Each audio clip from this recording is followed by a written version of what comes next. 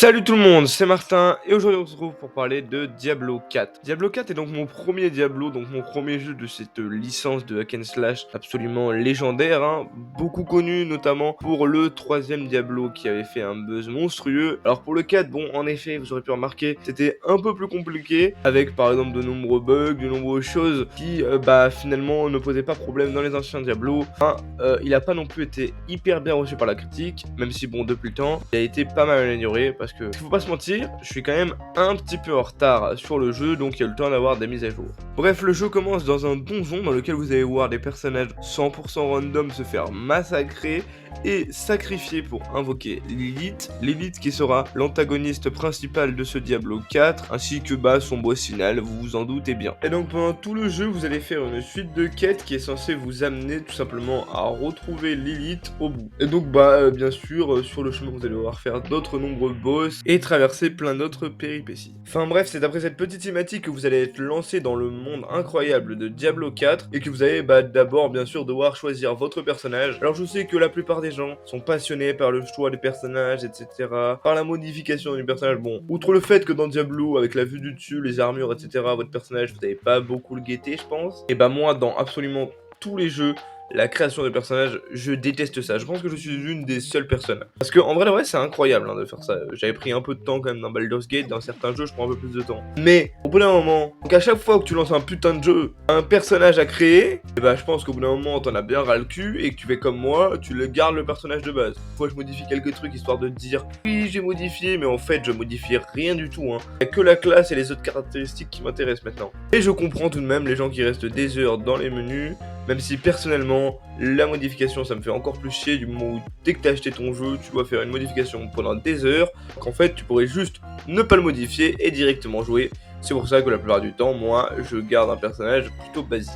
Bon, pour ce qui est du gameplay, dès que je suis arrivé dans le jeu, j'ai beaucoup kiffé, en fait, tout simplement explorer le monde. Je trouvais le monde, en fait, intéressant à explorer, avec une ambiance plutôt bonne, des graphismes plutôt corrects aussi. Donc, dès le début, j'ai quand même pas mal kiffé explorer, je dois admettre. Avec ce système de déplacement à la souris que j'ai trouvé au final plutôt bien, même si au début j'étais un peu en appréhension. Au final, j'ai trouvé ça plutôt bien, et si vous jouez sur PS5, bien sûr, vous pourrez vous déplacer avec les sticks, et donc vous n'avez pas de système où simplement il faut se déplacer avec un curseur. Donc si vous voulez avoir un truc plus immersif, vous pourrez jouer sur PS5. Ou Xbox Series d'ailleurs, ça va de soi que ça soit cher. Et pour ce qui est du gameplay des combats, je dois avouer avoir instantanément accroché, même si c'est un gameplay un peu sans prise de tête, juste tu matraques ta tête contre ton clavier et ça va faire un peu le jeu tout seul, ce qui est un peu dommage en fait que le jeu en fait il manque un peu de complexité et de difficulté, et le jeu est également un peu répétitif parce que pendant tout le jeu ça va être un peu ça, vous allez faire des combats contre des démons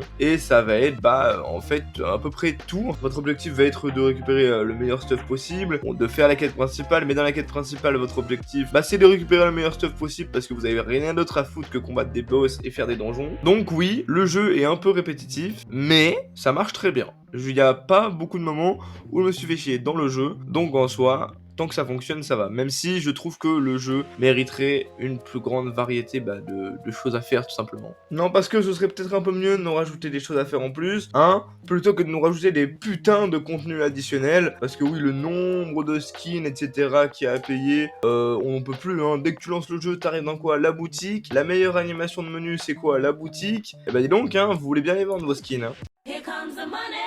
Here we go. Money talk. Here comes the money. Money, money, money. Dollar, dollar. Dollar, dollar. Bon, en autre contenu additionnel, bien évidemment, ils ont fait un DLC qui dure 5 heures. Alors, je l'ai pas encore fait, mais j'aimerais bien le faire quand même, puisque j'ai beaucoup kiffé Diablo 4. Le DLC qui dure environ 5 heures. Allez, si tu prends un peu ton temps, on peut arriver peut-être à une dizaine d'heures. Pour le prix, quand même, de 40 balles. C'est le même prix que le DLC d'Elden Ring, qui lui, par contre, peut durer bien plus longtemps que ça. Et je trouve ça très clairement aberrant, mais bon.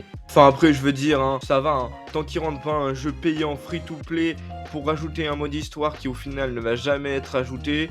En vrai de vrai, tant qu'ils font pas ça, je veux dire, ça passe, de manière qui serait assez fou pour faire ça, quoi. Bon, maintenant on va parler d'un truc qui est normalement fondamental dans les Diablo, c'est le online tout simplement. Et malheureusement, plutôt mis de côté dans ce Diablo 4, ce qui est plutôt dommage. Alors sur le fait de jouer avec des potes, etc., ça pas de soucis, c'est super. Faites vos petits donjons, vous êtes contents. Vous êtes obligé d'H24 être en ligne, il faut savoir sur ce jeu. Sauf que bon, moi j'ai vraiment pas l'impression d'être tout le temps en ligne. Genre des fois je croise des joueurs qui m'aident un peu, c'est un peu moins pire qu'au lancement du jeu. Mais quand même, je vais pas vous mentir que je croise pas grand monde et j'ai pas énormément d'interaction.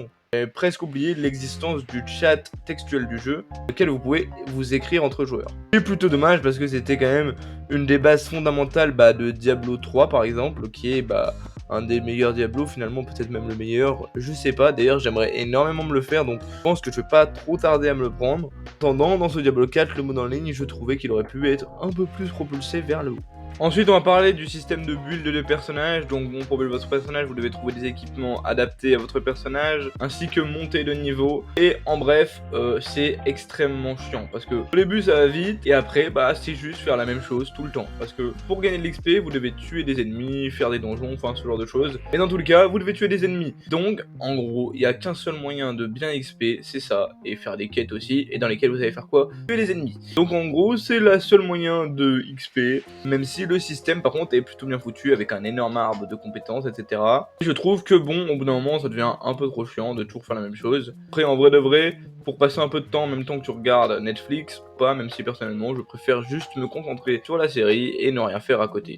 En bref, Diablo 4 c'est un jeu que j'ai trouvé incroyable et c'est un des rares jeux qui m'a autant hype dès le début, je dois admettre. Mais malheureusement, le jeu souffre un peu d'un manque de choses à faire. Alors en mode, le truc c'est que vous avez beaucoup de choses à faire, mais le problème c'est que c'est un peu toujours les mêmes choses. Donc le jeu mériterait une plus grande variété de contenu et peut-être une map aussi plus grande, parce que la map est plutôt grande, il n'y a pas à dire, mais malheureusement c'est pas assez grand pour pouvoir parcourir pendant des heures et des heures. Enfin, vous allez prendre quelques heures quand même à tout explorer, mais pas assez longtemps je pense pour avoir un jeu énorme. Mais toutefois c'est un jeu qui était vraiment incroyable à jouer, j'ai rien à dire là-dessus. Bon allez, sur ce je vous laisse, je vais me branler moi.